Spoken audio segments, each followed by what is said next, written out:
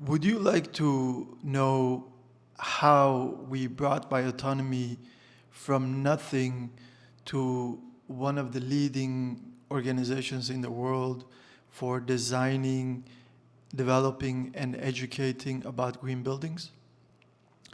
Then stick around because in the next couple of minutes, I'm going to give you guys the story of where we come from, what we had to go through to come to the point where we are today. So for those who don't know who I am, my name is Moin Nodehi, and my background is architectural and engineering. And I am the founder of Bioautonomy, and I've been building green buildings since 15 years now.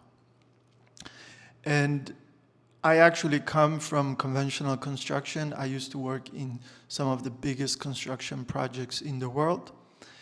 But before I tell you more about that, let me explain to you why I even decided to go into the construction, because it's probably not the typical reason most people would think.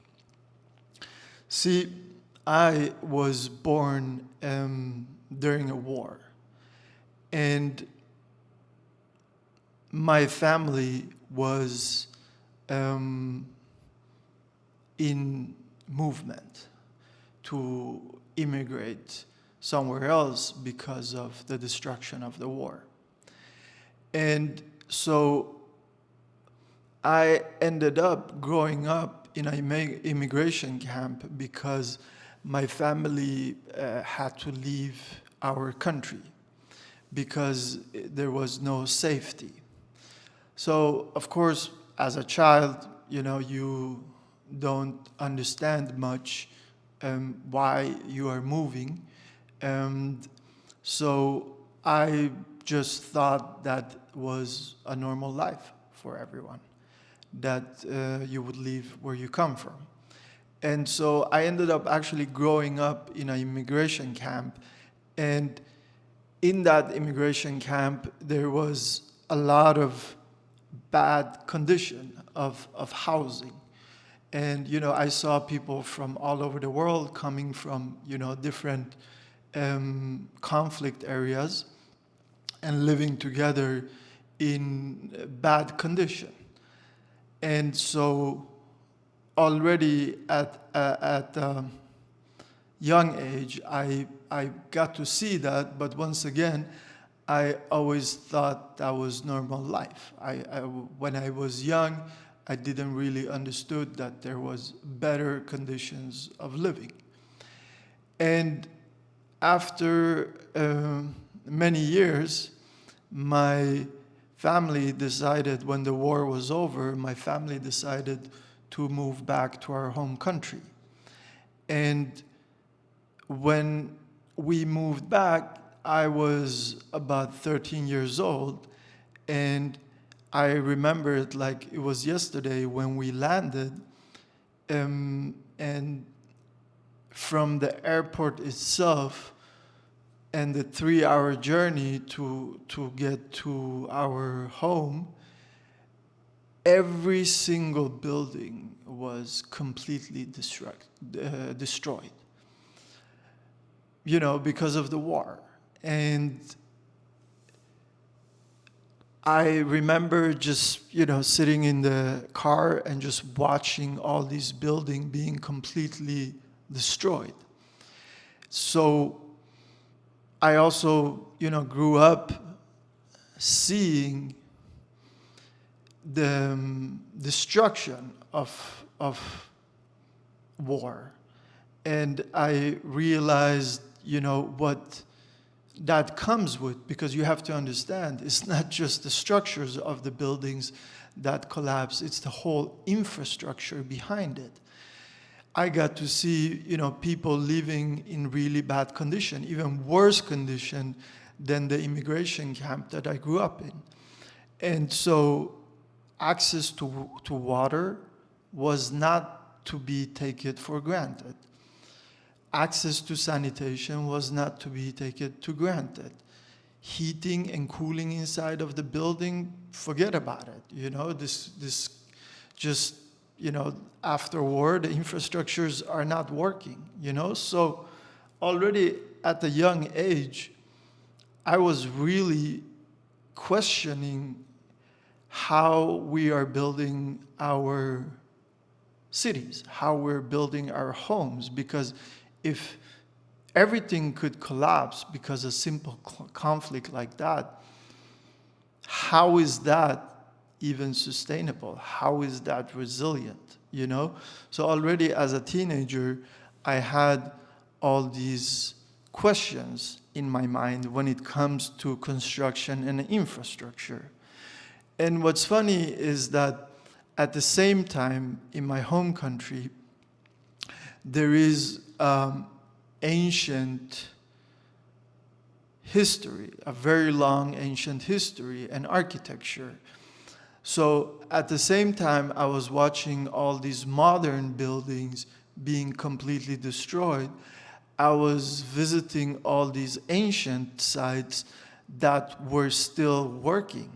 They were still able to cool their own buildings and heat them because they were not built to rely on the city's infrastructure, on the power and the water of infrastructure of the city. They were designed, almost 1,000 years ago when there was no infrastructure.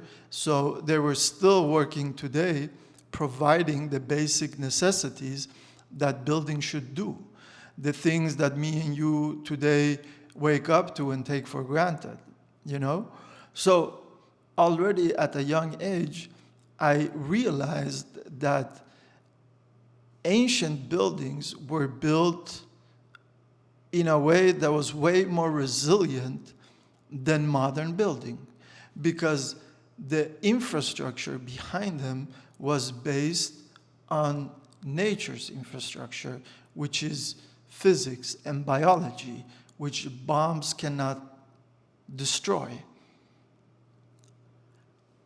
While the modern part of the city that relied on power plants, water plants, sewage plants, was completely destroyed.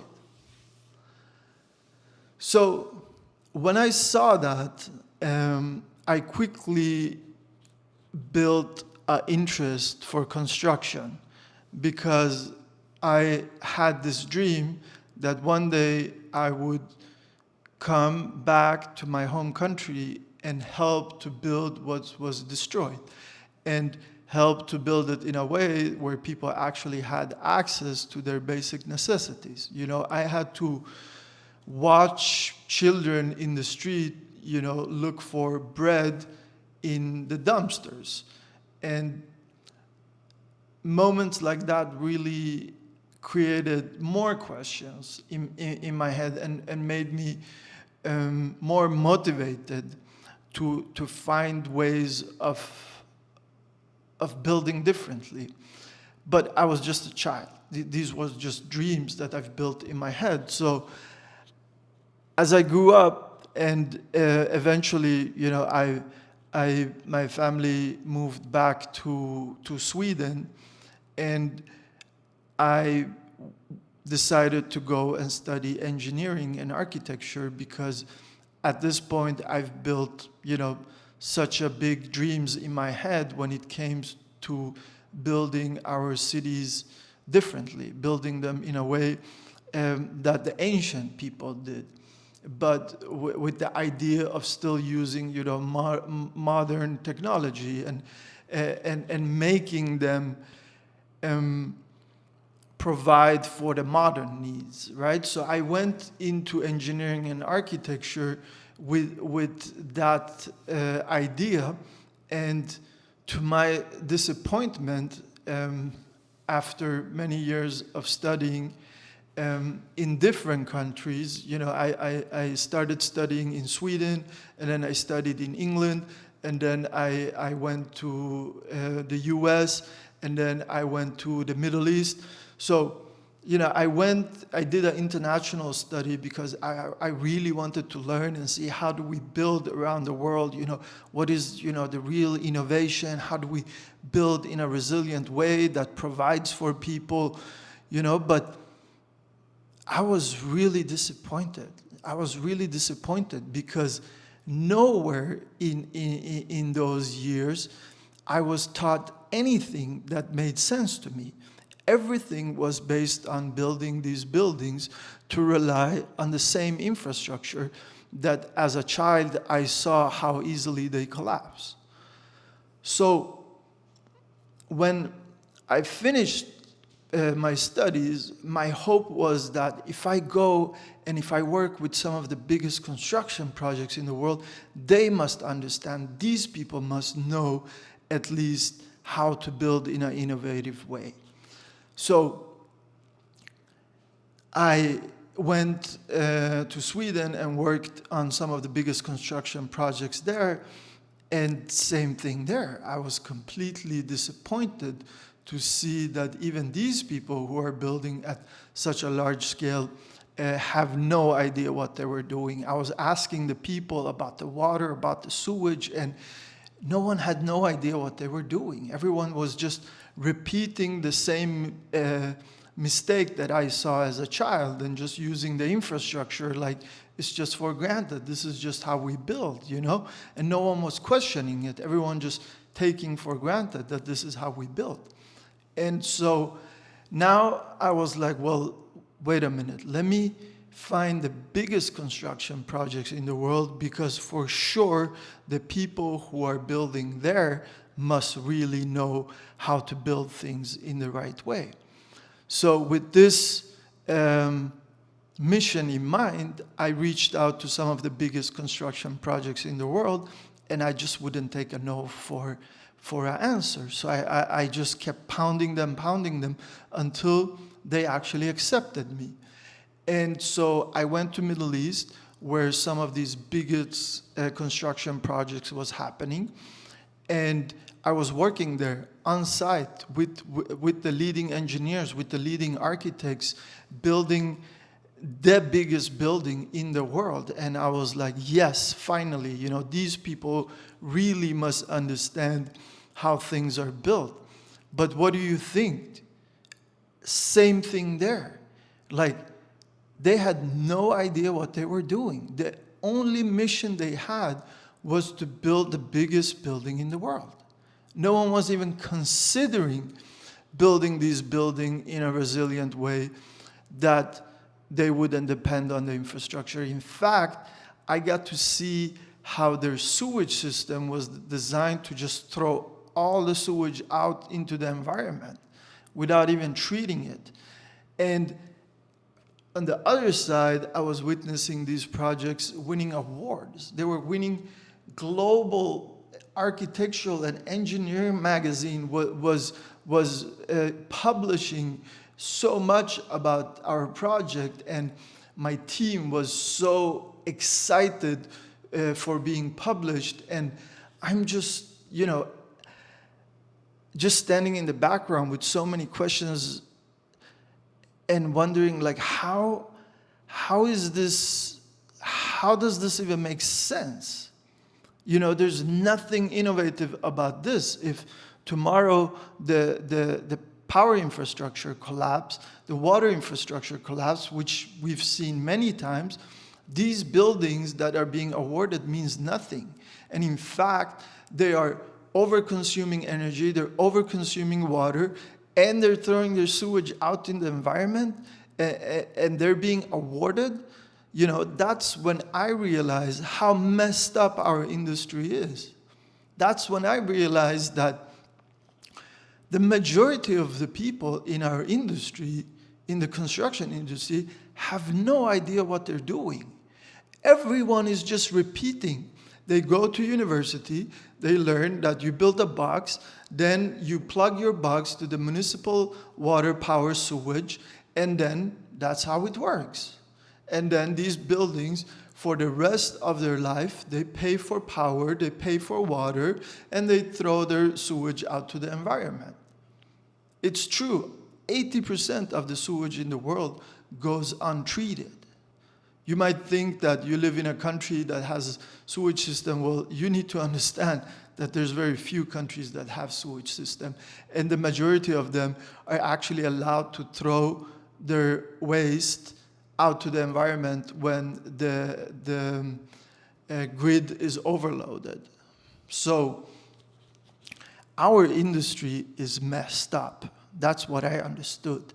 And so I just realized and accepted, and it was hard for me, that most people have no idea what they're doing. And so I stopped looking for innovation in the market, because I realized the majority of people in the market have no idea.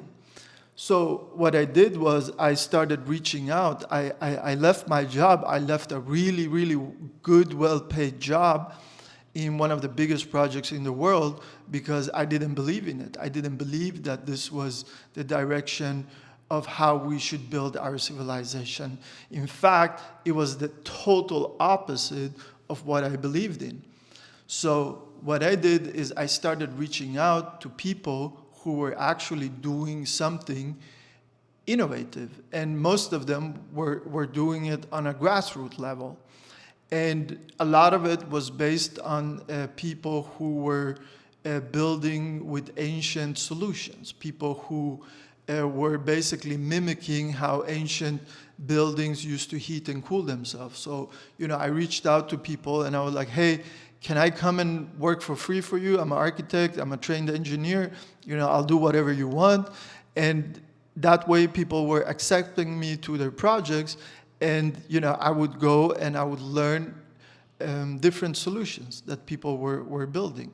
So eventually I learned about heating, about cooling, about water, about wastewater treatment, and food production. I was like, wow, buildings can even produce food, and then everything that I saw as a child after the war, and everything started to make sense to me. I started to see, wow, there is actually ways of building buildings that don't depend on vulnerable infrastructure.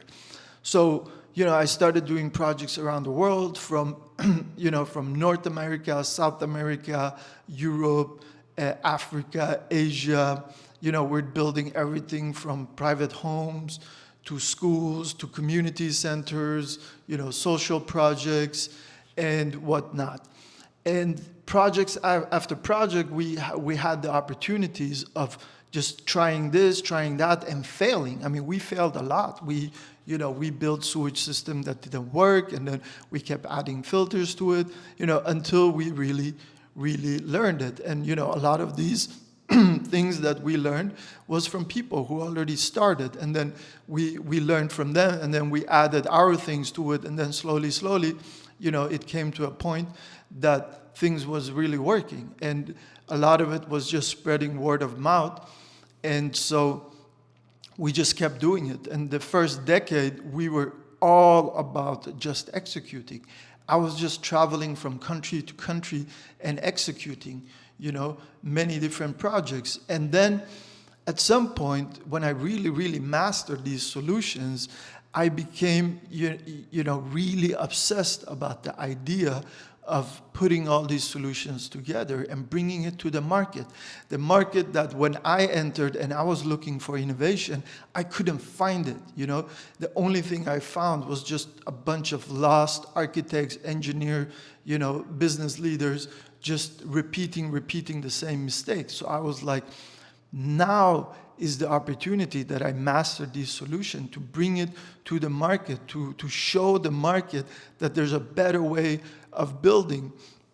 Not because I'm trying to save the world in a way, because it just makes no sense the way we're building. We're literally throwing away resources. We're paying for things that in the natural world is provided completely for free. How does that make sense? Power comes from the sun, is completely free. if we understand how to use it correctly. We don't have to build buildings that constantly buy power. Same thing with water. It's completely free if you know how to harvest it and filter it and reuse it. Food as well, if you understand how to cultivate it in an efficient way, integrated with the building's water system. So all of these things that we believe that buildings need to consume and pay for is not the case.